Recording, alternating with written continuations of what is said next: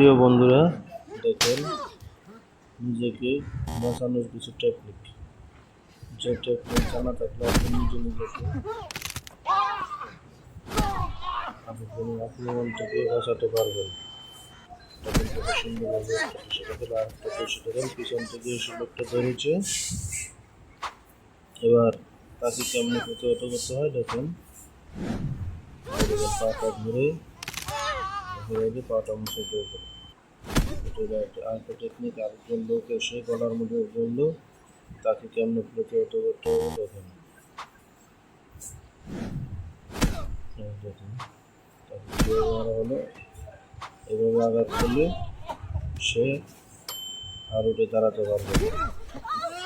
দেখেন পিছন থেকে চুলের মধ্যে ধরেছে, কিন্তু সারানোর চেষ্টা করছে। এভাবে যদি হয় তাহলে হবে না। তাহলে কীভাবে সারাতে হবে দেখেন। একটা আঘাত করলে দ্বিতীয়টা আঘাত নিচে দিতে হবে। এবার দেখেন নেক্সট, হাতে ধরে টানাটানি শুরু করে দিয়েছে, তাকে কেমনি করে দেখেন পা দিয়ে মাঝখানে রাখতে, এরপরে ঘাড়ের উপরে চাপ দিয়ে কাটিয়ে দিলাম।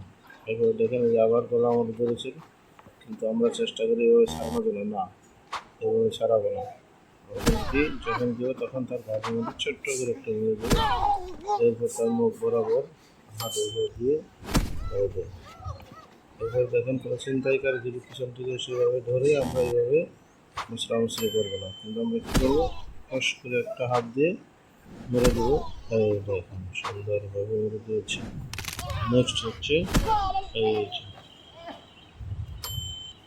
এরপরে দেখেন কেউ ওই সামনে ঘুষে মারলে পরে যাবেন না, কীভাবে তার প্রতিহত করবেন চেষ্টা দেখেন। তাকে কী করতে হবে, হাতটা ধরে আরেক হাত দিয়ে তার মুখ বরাবর একটা মেরে দিতে হবে।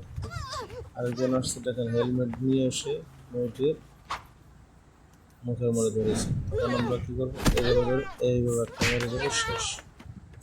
দেখেন খেলাতে মেরে ফেলে দিয়েছে। আসলে জীবনে চলতে গেলে প্রতিরোধ করার অনেক কিছু দরকার আছে। দেখেন এভাবে যখন মারামারি শুরু করে তখন আমরা এইভাবে ছাড়ার জন্য অনেক চেষ্টা করি, কিন্তু না, আমরা যদি এইভাবে একটু টেকনিক কাটাতে পারি তাহলে আমাদেরকে আর প্রতিহত করতে পারবে না। আমরা অবশ্যই যে টেকনিকগুলো দেখতেছি চেষ্টা করব এই টেকনিকগুলো মেনে চলার, তাহলে কি হবে, নিজেদের জন্য ভালো হবে, নিজেকে সুরক্ষিত হবে, নিজেকে কেউ প্রতিহত করতে পারবে না। অসাধারণ একটি টেকনিক আপনাদের সামনে তুলে ধরলাম। যদি ভালো লাগে অবশ্যই ভিডিওটা শেয়ার করবেন, অবশ্যই কমেন্ট করবেন, অবশ্যই সাবস্ক্রাইব করবেন। দেখেন কত কেমনে কীভাবে কী করতে হচ্ছে, অসাধারণভাবে ছেলেটিকে প্রতিহত করতে কী টেকনিক ব্যবহার করতে হয়। এক হাতে হাতের মুখের মধ্যে ধরে আর এক হাতে পা ধরে ফেলে দেওয়া হলো। সবাইকে ধন্যবাদ।